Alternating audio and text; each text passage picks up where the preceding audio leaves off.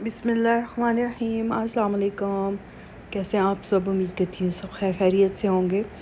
ये क्लीनिंग के बाद और रीऑर्गेनाइज़ के बाद जो है ना, मैं आपको किचन की लुक दिखा रही थी, ये जो क्लिप था।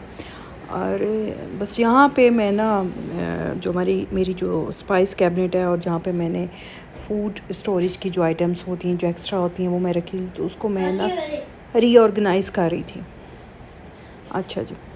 तो मैंने कहा आपके साथ थोड़ा सा मैं ये ना क्लिप शेयर करती हूँ। और बस अचानक से ना पता है कि एक सेक्शन जो था वो सारा मैंने सकीना के खाने पीने का रखा हुआ था, मुश्तबा का अलग और सकीना का अलग। तो मेरे से हिम्मत नहीं हो रही थी, मैं जब से वो सकीना गई है मैं उसकी चीज़ों को ना बहुत कम मैं उसको देखती हूँ, हाथ लगाती हूँ। तो ये वैसे के वैसे ही पड़ी हुई थी, कुछ यूज़ हुए थे, कुछ अभी वैसे ही थे पैक्ड। तो हर बात में ना वो जो है ना उनकी याद मुझे आती है। तो खैर ये ज़िंदगी का हिस्सा है, गम खुशियाँ और आजमाइशें। और बस ये साथ मैंने कहा आपको थोड़ा सा मैं दिखा दूँ। और ये किचन का नीचे वाला जो सिंक का एरिया होता है, ये भी मैं रीऑर्गेनाइज़ कर रही थी, इसको क्लीन कर रही थी। और मैंने कहा मैं इसको दोबारा से सेट करूँ, क्योंकि आगे थोड़ा से जो है ना थोड़ा सा मसरूफ़ियत बढ़ जाएगी। पाकिस्तान से जो है गेस्ट भी आ रहे हैं, और कौन आ रहे हैं वो भी आप लोगों के साथ में शेयर करूँगी। मैं बहुत ज़्यादा जो है ना इस तरह की चीज़ें नहीं रखती हूँ, मतलब जो लिक्विड्स होते हैं, टॉयलेटरी या कुछ इस तरह की जो होती हैं कि जिनसे नुकसान हो, क्योंकि बच्चे होते हैं। और वैसे भी मुश्तबा की आदत नहीं है, लेकिन फिर भी मैं एहतियात करती हूँ। तो ये सारी चीज़ें इस तरह की जो होती हैं ना, किचन की और लॉन्ड्री की और टॉयलेटरी की, वो सारी मैं इधर एक्स्ट्रा जो चीज़ें होती हैं वो मैं रख देती हूँ। तो खैर ये ऊद वगैरह और बारबेक्यू के जो होते हैं वो भी मैंने सारा ना इसके अंदर ही मैंने रखा होता है। तो खैर चलें, मैं आपको ना आज बड़ी मज़ेदार से ना जल्दी से हलवे की रेसिपी देती हूँ। बहुत सबने बनाए होंगे, लेकिन इस तरह से अगर आप बनाएंगे तो आपका हलवा बहुत ही मज़ेदार दानेदार बनेगा। आपके पास कोई भी मेजरमेंट वाला आप एक प्याली ले लें, कप ले लें, जो एक जैसा ही हो। जैसे ये मैंने ली है एक प्याली, तो सेम एक प्याली सूजी ली है, उसी प्याली में ऑयल लेना है, घी ले लें, उसी प्याली में आपने चीनी लेनी है। ये तीनों चीज़ें जो है ना हम वज़न लेनी है, ठीक है। ज़रूरी नहीं आपके पास मेजरमेंट वाली हो, मैं आपको बता रही हूँ कि कोई भी आपके पास कटोरी है उसी से आपने नापना है। सूजी को एक प्याली ले लें, आधी प्याली ले लें। मैं एक प्याली से बना रही हूँ, तो उसी क्वांटिटी में चीनी और ऑयल, क्योंकि हलवों में ना घी और ऑयल जो होता है ना वो बराबर ही हो और वो अच्छा लगता है, मज़े का तभी टेस्ट जो है ना वो देता है। और नट्स जो हैं मेरे पास ज़्यादा नहीं थे, लेकिन आपके पास हों ड्राई फ्रूट कोई भी आपको जो पसंद हो वो आप डाल सकते हैं। मेरे पास किशमिश थी और पिस्ताशू मैंने ये लिया, ना भी हो तो कोई बात नहीं है। और साथ में मैंने इलायची 3 ली थी। इनके मैं ऊपर से इसको जो है ना वो इसके छिलके उतार दूँगी और इसको दानों को थोड़ा सा दरदरा सा मोटा वो मैं कूट लूँगी इस तरह से इसमें। तो पानी की जो मिक़दार है ना और चीनी, ये बड़ा होता है। पानी जो है ना, आपने जिस प्याली से आपने सूजी ली है उसी प्याली को 3 दफ़ा, जैसे एक प्याली सूजी है और 3 प्याली उसमें पानी जाएगा, ठीक है। ऑयल, चीनी और सूजी जो है ना वो हम वज़न होंगे। यहाँ जब ऑयल गर्म हुआ, मैंने इसमें ड्राई फ्रूट शामिल किया। सिर्फ़ मैंने इसमें इलायचियाँ नहीं डाली, सिर्फ जो मेरे पास था नट्स वो मैंने डाले। साथ ही मैंने इसमें सूजी डाल दी। सूजी को आपने आँच जो है ना वो बिल्कुल दरमियानी रखनी है, बिल्कुल लो भी नहीं रखनी। और इसकी बुनाई पे आपका जो है ना वो सारा होता है। जितनी अच्छी बुनाई होगी दरमियानी आँच पे, जब आप सूजी डालते हैं तो ऊपर जो है एक सफ़ेद सफ़ेद सी झाग सी नज़र आती है। तो वो जब ख़त्म हो जाएगी, सूजी फूल जाएगी, तो इसका मतलब है कि आपका ये साइन होता है, ये मतलब है कि आपकी सूजी जो है ना वो अच्छी तरह से वो रोस्ट हो चुकी है, भुन चुकी है, उसकी पकाई हो चुकी है, उसका कच्चापन ख़त्म हो चुका है। तो ये होता है। हलवे बहुत तरीक़ों से बनते हैं। मैंने अपनी बहुत सारी व्लॉग में जो है हलवे मैंने बनाए हैं। तो मैंने कहा चलें ये भी इस तरह से भी बड़ा इजी होता है। जो नए बनाने वाली बच्चियां हैं, जिनके लिए नया स्टार्ट है, बनाना चाहती हैं ये, जिनसे हलवा नहीं बनता, तो खैर जब बुनाई होगी तो मैंने इसमें इलायचियाँ भी शामिल कर दी।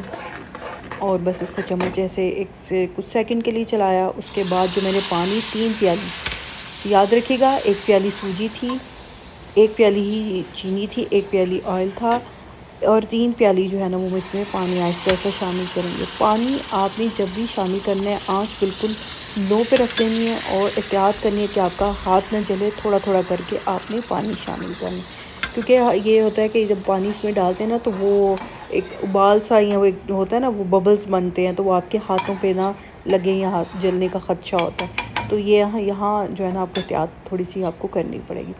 तो खैर मैंने कवर करके, फुल कवर नहीं किया, थोड़ा सा कवर करके इसको 2 से 3 मिनट के लिए छोड़ दिया। 2-3 मिनट के बाद सूजी फूल जाती है, घुल जाती है उसमें।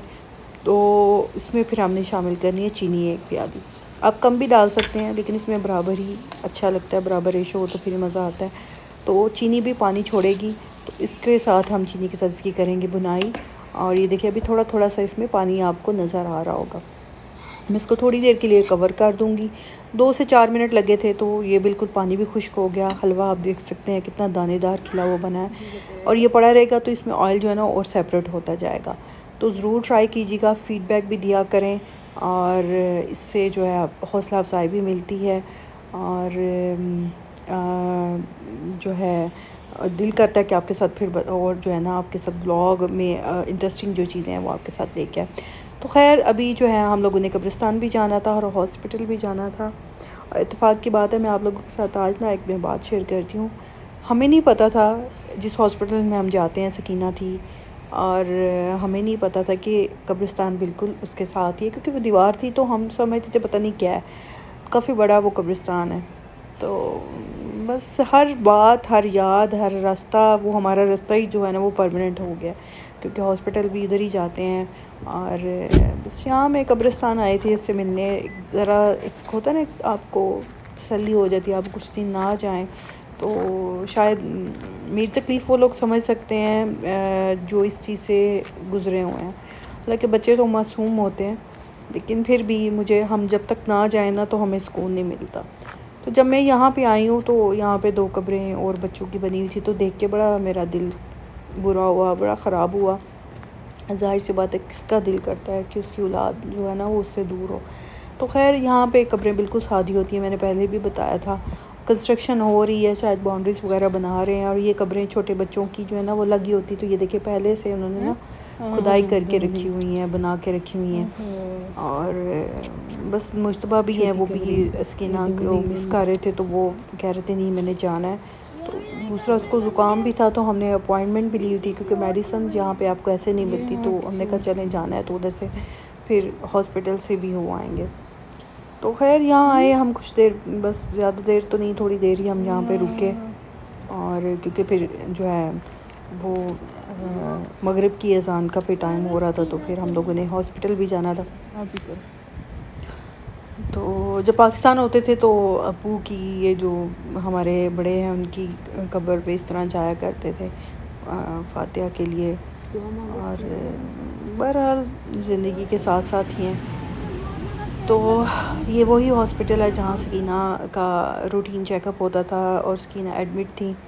और यहाँ पे ना जब एंटर हुए तो सोच है आपकी ना, उसको खुशबू कह दें, या एक आती है जिससे ना आपका, मेरा और मेरे हस्बैंड का सेम टाइम पे, मतलब हम लोगों के मतलब माइंड में वही चीज़ आई कि ये खुशबू जो है ना वो सकीना की तरफ लेके जाती है। क्योंकि यहाँ वेटिंग एरिया में मैं बैठी हुई थी, तो मैं वही चीज़ें याद कर रही थी, मेरी वो दोबारा से वो रिकॉल हो रही थी कि मैं आती थी, यहाँ बैठते थे हम लोग।